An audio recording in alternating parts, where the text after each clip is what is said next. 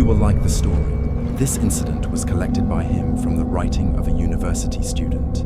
He is also an expert on this matter. So, the most famous incident of Gopal Roy was told to us by this journalist, and he has tried to present it to us exactly as he heard it. The incident began in 2009. Before going near the well, it is necessary to give some information about this house. The main source of this house was a well. The house had 3 rooms, and each room had its own attached washroom. It was a newly built house, constructed with a sense of excitement. In the first year, many students started living there.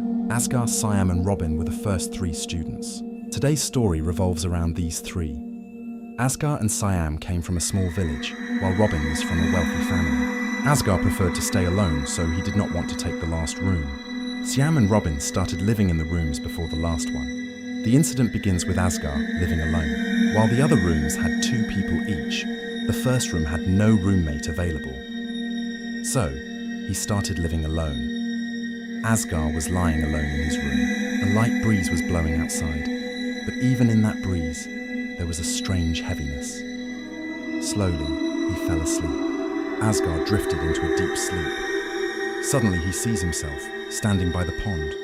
All around him is dense darkness. There is no sound.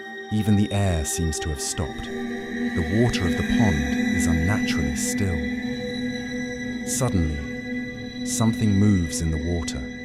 Slowly, several figures begin to rise. Asghar stands still, staring. Their entire bodies are covered with something like fish scales, strangely shining. The upper part of their bodies floats above the water, while the lower part remains hidden deep in the dark water. Their hands are like humans, but their nails are abnormally large, thick and swollen. Slowly, their faces become visible, a distorted mixture of human and camel. Their eyes are empty, yet they seem to be staring directly at him. Suddenly, they all begin chanting together. The words are not clear, yet they echo inside Asghar's head. His heart starts pounding. He tries to move, but he cannot. His body has become paralyzed. Just then, all the figures raise their hands together. Then, slowly, they begin to reach toward him. Across the surface of the water, their arms start stretching unnaturally long, longer, closer. The chanting grows louder. Asghar's eyes widen in terror. He wants to scream, but no sound comes out of his throat. The hands almost reach his face, and at that exact moment, he suddenly wakes up. He gasps for breath, his entire body soaked in sweat. He looks around, his own room, everything normal, but the fear still remained in his chest, because he was certain it was not just a dream. After seeing this, Asghar trembled in fear. Unable to sleep, he left the room and went outside. After spending some time outside, he had dinner and returned to his room. He had a habit of writing for a long time before going to sleep, so Asghar tried to sleep again. He could not tell how long he had been asleep when suddenly a sound woke him up. Lying on the bed, Asghar tried to understand where the sound was coming from. After listening carefully for a while and hearing nothing, he tried to fall asleep again. Just then, the sound came again, and he realized it was coming from another cot in the room. Asghar slightly lifted his head to look. Since the room light was off, he could not see clearly, so he reached out and turned on the table lamp beside him. Then he turned his neck and looked toward the other cot. What he saw froze him in terror. On the other cot, with its back facing him, sat a terrifying figure, a frail old man, completely naked. Seeing this, Asghar quickly sat up on his own bed and screamed. The moment he screamed, the figure did not turn toward him. Instead, it stood straight up on the cot and, with a sudden leap, passed through the window grill and disappeared outside. It never even looked at him. By then, hearing Asghar scream, Siam, Robin, and several others rushed from the next room and began knocking on the door. Hearing their voices, Asghar gathered some courage and opened the door. When everyone asked what had happened, Asghar told them everything he had seen. The mess manager was also among them, a bit older than the others. After listening, he said, "It's nothing. You've been studying late at night, so your mind is under pressure. You had a bad dream in your sleep. Get some proper rest and everything will be fine." Saying this, the manager left with the others. But Asghar understood that no one had believed him. After everyone left, he kept the light on and spent the whole night curled up on his bed. When the Fajr call to prayer was heard, he tried to sleep again and eventually fell asleep. The next day, he woke up quite late.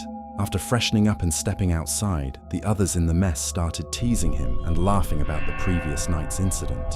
His friends made jokes, and Asghar also laughed along, gradually returning to normal. He thought to himself, maybe the manager was right.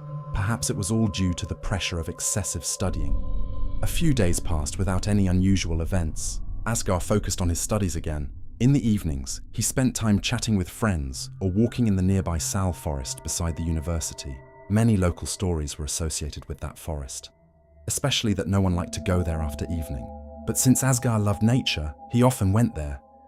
One late afternoon, he went walking in the forest again. While walking, he unknowingly went deeper inside. It was just before Maghrib. Suddenly, he felt as if someone was watching him. He stopped and looked around. Then he noticed something. About 20 to 30 yards away, beside a tree, a hand was visible up to the wrist. It seemed like someone was standing behind the tree with only their hand sticking out. At first, Asghar thought it was normal, but as he took a few steps forward, he saw the hand slowly begin to climb up the tree. He stood still. The hand kept moving upward, reaching almost the top of the tree, and then slowly disappeared. Seeing this, he felt more astonished than afraid. It was impossible for a human to climb that fast and that high. Suddenly realizing the situation, he wasted no time and quickly started heading back. After walking some distance, he felt as if someone was following him from behind. He turned around but saw no one. Then he noticed it again, the same hand, now emerging from behind a much closer tree. This time, there was no doubt this was not something normal. Asghar began to run for his life. After some time, he came out of the forest and reached the road. Looking back, he saw that the hand was no longer following him.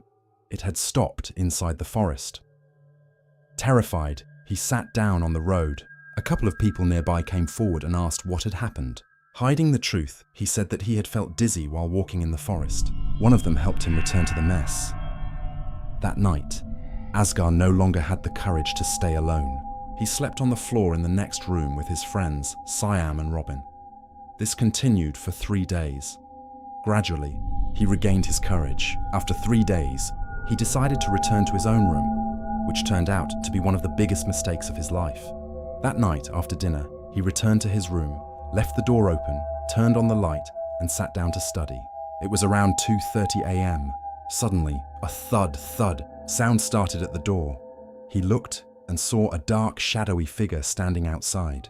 The figure had 2 legs and 4 arms spread out. Its height was so great that its full body could not be seen within the frame of the door, only up to its neck. Seeing this, Asghar froze in fear. No sound came out of his mouth. He quickly left his chair, crawled under the table, and began silently calling out to Allah in his mind. After standing there for about a minute, the figure slowly straightened itself and entered the room. As soon as it came inside, the entire room filled with a rotten fish-like smell. From under the table, Asghar could not see everything clearly, but he could see the lower part of its body. The figure was completely naked, and the back of its 4 arms was covered with fish-like scales. Suddenly, it went near Asghar's cot, lifted it, and threw it violently. Then it grabbed another cot and hurled it the same way. Trembling in fear, Asghar let out a faint cry. Hearing his sound, the figure slowly turned toward the table, and then began to move closer. Unable to bear the sight, Asghar lost consciousness. The next morning, one of the mess members came to call him. Seeing the door open, he entered and screamed. Everyone rushed in and saw that all the furniture in the room was broken and scattered, and the entire room smelled rotten. But strangely, despite everything that had happened during the night, no one had heard anything. Asghar was nowhere to be found. His mobile phone was lying broken inside the room. After searching for a long time, the mess manager and others went to look around the pond. After some time, they found Asghar in the bushes on the other side of the pond, almost drained of blood. He was quickly taken to the hospital. Due to his critical condition, he was transferred to the district hospital. Doctors found 7 to 8 deep bite marks on his body. Because of severe blood loss, his chances of survival were very low, but by the mercy of Allah, after receiving 4 bags of blood, he regained consciousness after about 7 days. After regaining consciousness, he told everyone everything from the beginning. For his safety, his family took him to Chattergram. After that, he never returned to Camilla. What happened to Asghar after that? No one knows. Maybe he is fine now. Maybe he is healthy. But this incident was only the beginning. After this, the mess manager did not take the matter lightly. He brought orphaned Hafiz students and arranged for the completion, khatam, of the Quran in the mess. Prayers and supplications were recited. A religious scholar was called to spiritually cleanse the entire mess and surrounding area. However, whether by mistake or lack of knowledge, the pond behind the mess was not sealed. After that, the room where Asghar used to stay was repurposed. The kitchen was moved into that room, and the previous kitchen was converted into a living space. Then, for almost 8 months, no unusual incidents occurred. With time, many people began to forget Asghar's story. After all, the mess residents were not permanent. People came and went. But some memories remain, and sometimes they return in a terrifying way. Just like that. One day, the chapter of fear began again in the lives of Siam and Robin, who were living in the adjacent room. They had not yet left the mess. It was a Sunday. Since it was a public holiday, there were no classes. So, in the morning, the boys decided to arrange a special meal together. On such occasions, everyone cooked together and enjoyed the time, and that day was no different. From the afternoon, everyone took their responsibilities and got to work. Siam and Robin were assigned to cut and clean the fish and meat. Since the market was late, they started their work after Maghrib. After finishing the cutting, the two of them went to the pond ghat to wash them. There was a light a little distance away from the pond, providing just enough visibility. Robin stood on the steps, holding his phone's flashlight, while Siam went down, sat near the water, and began washing the fish and meat. While talking and working together, the two continued their task. Suddenly, plop! A sound came from the water. Both of them were startled and looked toward the middle of the pond. They saw ripples spreading across the water, as if something large had just dived in. At first, they thought it must be a big fish. Not taking it too seriously, they returned to their conversation, talking about who had seen the biggest fish in their life. But after a while, the same sound came again, this time a bit closer. Still, they didn't pay much attention. When the sound occurred for the third time, it was only about 3 to 4 hand lengths away from Siam. This time, Robin quickly pointed the flashlight in that direction. Both of them saw something horrifying. A large, black, scaled back rising slightly above the water. The lower part remained unseen beneath the surface. Seeing this, neither of them waited any longer. They quickly climbed up from the ghat. At that exact moment, they looked toward the other side of the pond and saw, within the darkness, several pairs of glowing red eyes staring directly at them. It felt as if all of them were lying in wait to hunt. Terrified by this sight, Sham and Robin ran toward the mess. As they ran, they heard multiple splashing sounds behind them, like many things jumping into the water at once. When they looked back, the figures from the other side of the pond were gone.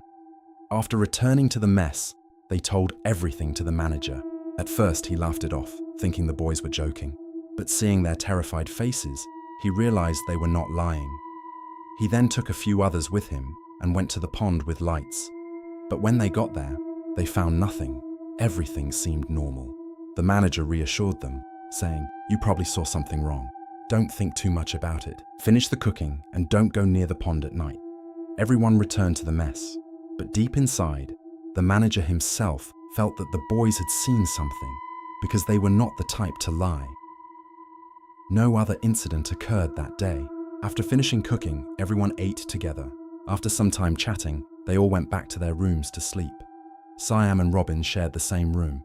After returning, they locked the door and kept discussing what they had seen at the pond until they eventually fell asleep. Thankfully, they had run away in time. Otherwise, the whole evening might have ended in disaster. At some point during the night, a sudden noise woke them both up. They sat up on the bed, trying to locate the source of the sound. Not understanding anything, Siam got up and turned on the light.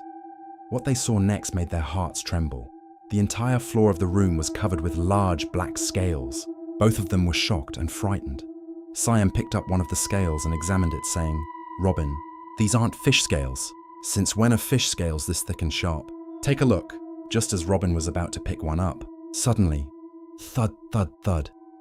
It sounded like someone started running on the tin roof above them. The noise was so loud that the boys in the neighboring rooms woke up as well. Everyone came out of their rooms. Shyam and Robin also rushed outside, standing in the courtyard. They all looked up at the roof, but saw nothing. The sound continued, now coming from the other side of the roof. That side was visible from the courtyard. Many of them shone their flashlights, but still, nothing could be seen. Only the sound remained. One of the boys, trying to be brave, made a shoo-shoo sound like chasing away a cat. Suddenly, a horrifying scream echoed from somewhere unseen. It was not the voice of any familiar animal. Hearing that sound, no one could stand there any longer. Everyone ran out of the courtyard and onto the road. Not understanding what was happening, they informed the house owner over the phone, but since it was late at night, he couldn't come that day. Most of the students spent the entire night walking on the road. By early morning, the house owner came, listened to everything, and said he would return later. When morning came, everyone went back to their rooms and fell asleep. Around noon, the house owner returned with a religious scholar, Huzur. After hearing everything from the students, the Huzur said, "Don't worry, tonight I will stay here with you. Let's see what the problem is." Hearing this, everyone felt somewhat relieved. After dinner that night, everyone went to their own rooms. However, Siam and Robin were told to stay in another room, because the Huzur would stay alone in their room. Late at night, the Huzur might have fallen asleep. Suddenly, a gurgling sound from the direction of the pond-side window woke him up. He sat up, and what he saw was beyond imagination. From outside the window, a massive, four-armed, naked, monstrous figure was twisting its body and slowly forcing its way inside through the window. Behind it, in the darkness, many glowing red eyes. Terrified, the Huzur immediately began reciting prayers. He had thought it was a minor issue, so he had stayed alone bravely, but he never imagined facing something so terrifying. He began reciting verses from the Quran loudly, but the figure showed no reaction and kept entering slowly. Then, as he started reciting Ayatul Kursi, suddenly, the figure stopped. As he continued reciting, the figure slowly began to retreat in the same way it had entered. Seeing this, the Huzur realized it was working. He began reciting Ayatul Kursi even louder. At that moment, the figure suddenly spat something from its mouth. The substance hit the Huzur's body. Instantly, he screamed for help. Hearing his cry, everyone rushed from the other rooms and gathered outside the door, shouting. At that exact moment, the figure exited through the window and jumped into the pond. Many people saw the figure with their own eyes. When the Huzur managed to open the door, everyone rushed inside. Turning on the light, they saw, on the left side of the Huzur's chest, his Punjabi had a large burn mark. It looked as if something extremely hot had burned through it. Everyone quickly took him outside and began taking care of him. After recovering a little, the Huzur said, "This is a very dangerous evil jinn. It seems like it has more companions, but the one I encountered is extremely powerful. I cannot handle this alone. It has even injured me. I will speak to the house owner.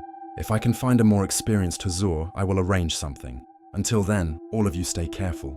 Then he paused, looked toward the pond and said, "Especially, no one should go near that pond. It seems that devil has made its dwelling there." Saying this, the Huzur somehow spent the rest of the night with the others. In the morning, when the house owner arrived, he explained everything and then left. The house owner became very worried. Since many students lived there, their safety was his responsibility. The thought of insecurity troubled him deeply. What if something serious happened? What if someone died? How would he answer people? Without wasting any time, he warned the students to stay cautious and, along with the mess manager, set out for a well-known madrasa in Kumilla. The name of the madrasa was not disclosed.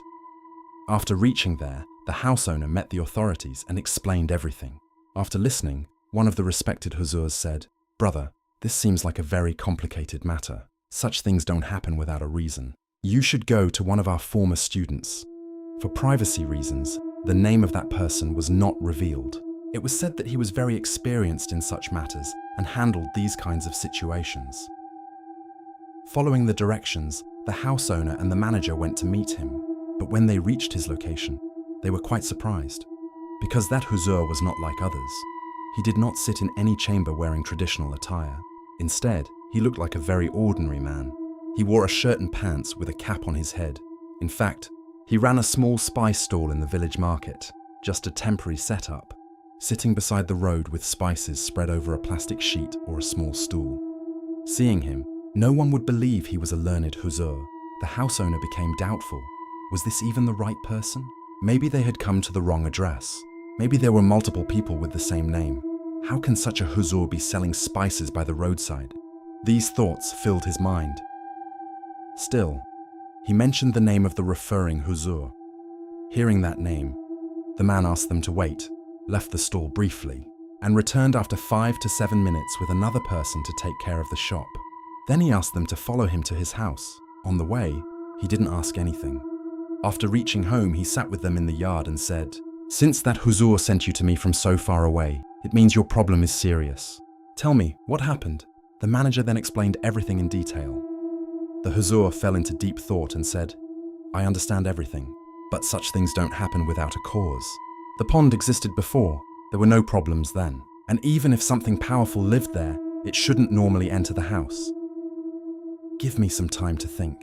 Leave your address. I will investigate and see what can be done."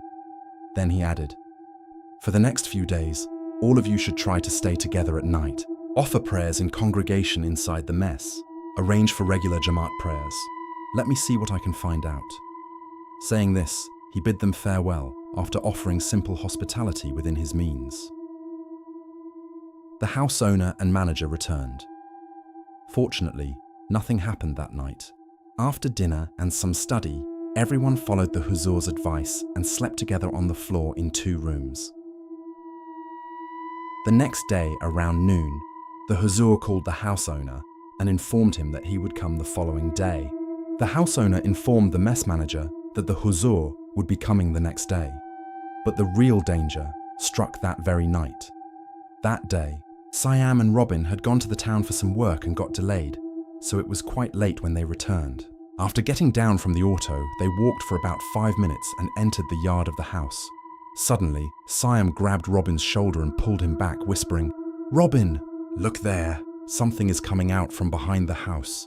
Robin looked in that direction and saw, from the backside of the house, from across the pond, several dense black shadowy masses slowly moving toward them, step by step.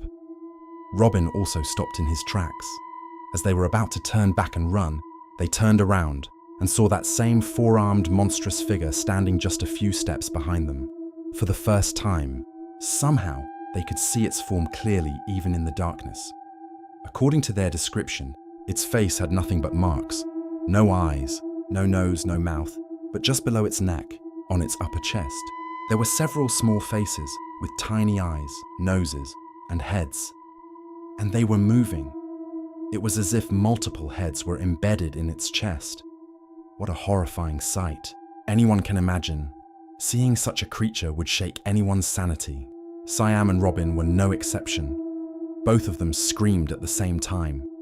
At that very moment, the creature pointed its finger toward them, and instantly, the black shadowy forms from behind rushed forward and attacked them.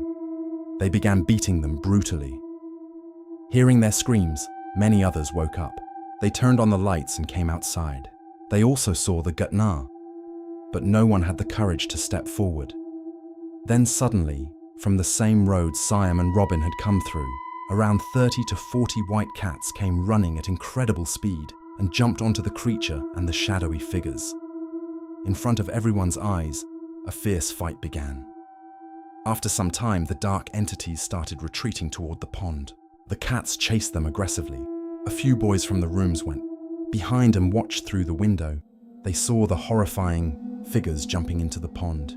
The cats came up to the edge of the water, but then suddenly stopped. After a while, they slowly went away. Meanwhile, Siam and Robin were brought inside the room and given whatever treatment was possible. They had been beaten severely. Because of fear and the brutal attack, it was very difficult to bring them back to consciousness. That night, no one had the courage to go outside to call a doctor. They locked all doors and windows and kept reciting prayers. But throughout the night, they kept hearing disturbances in the pond water, and at the same time, many cats around the mess would start growling angrily. Whenever the cats made those sounds, the disturbance in the water would suddenly stop. This continued throughout the night. Finally, the sound of the Fajr Azan was heard. After that, no more sounds came from the pond, nor were the cats heard again. After waiting for some time, everyone took Siam and Robin to the hospital and admitted them. Their families were informed. Except for a few, the rest returned to the mess by noon, with fear still in their hearts. Despite everything, the students couldn't just leave the place immediately. Those who have lived in mess or hostels would understand. Leaving suddenly is not easy, especially when rent is low and food is good. So they stayed.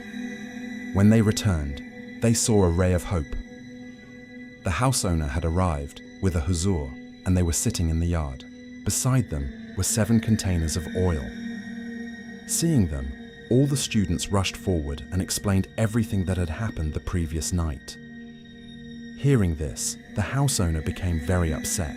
Without delay, he left for the hospital to check on Siam and Robin, whether proper treatment was being given, whether money was needed, etc. The Huzur listened carefully and then smiled slightly, saying, "My sons, do not worry. From the day your house owner came to me, I had instructed some of my loyal Muslim jinns to keep watch over this place. When those evil entities attacked your friends last night, my jinns counterattacked them. They were not expecting that. But still, those wicked jinns managed to harm your friends because my jinns were a bit away at that moment. Anyway, leave that. Go perform ablution. After prayer, we have a lot of work to do before daylight fades." After offering prayer together under the Huzur's leadership, everyone took the oil containers and followed him to the back of the house. The Huzur began spreading the oil around the pond while reciting verses and supplications, and also poured oil into the water. After about half an hour, he finished and said, "Now go back to your rooms and rest. Whatever happens at night, no matter what you hear, do not open the doors or windows." For 7 days, everyone followed his instructions and stayed inside with doors closed. Meanwhile, when the house owner returned, the Huzur sat near the pond gut with him and the manager. Around midnight, the Huzur told them to stand at a distance and then walk toward the pond, reciting verses.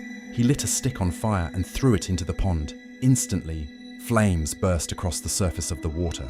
The Huzur stood and loudly recited verses from the Quran. From where they stood, the house owner and manager suddenly saw many white cats gathered on the opposite side of the pond. Then suddenly, without any sound, several yellow, frog-like creatures leaped out from the pond and came onto the bank. Immediately, the white cats attacked them. The cats carried the creatures in their mouths toward the bushes behind the pond. In this way, a total of 21 frog-like creatures came out from the pond, and the cats killed them one by one and dragged them into the bushes. After some time, the Huzur stood up from the pond gut and said, "All right, our work here is done for now. Alhamdulillah, only a little remains. I will take care of that later, inshallah. By the mercy of Allah, your danger is now over." That night, the Huzur stayed with the students. Before leaving, he gave them blessed water to drink and, along with the house owner, said to everyone, "My sons, make sure to perform your prayers on time. Remember, among all deeds, the first thing Allah will take account of is salah. There is no more fear. Inshallah, you are safe now." Although the leader of those evil beings managed to escape, we could not capture that one. But do not worry about it. I have sealed the boundaries of the house and the pond area. From now on, stay careful, especially after evening. That wicked one, I will deal with it. One day, I will surely catch it. Where can it go? All its followers have been destroyed. Now only that one remains. I will catch it as well. But how I will catch it or punish it, you do not need to worry about that.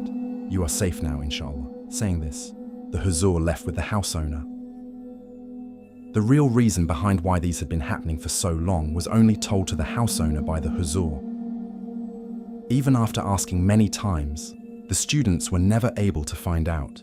For that reason, we also cannot reveal it. After that, no such incident ever occurred in that mess again. Siam and Robin fully recovered and returned to the mess. All the Remaining students continued to live there until the end of their university life. New students also came later, but no problem ever happened. Again, alhamdulillah, the mess remained peaceful. Even today, that mess still exists. However, for privacy reasons, we are not revealing its name or location, since there is no longer any problem there.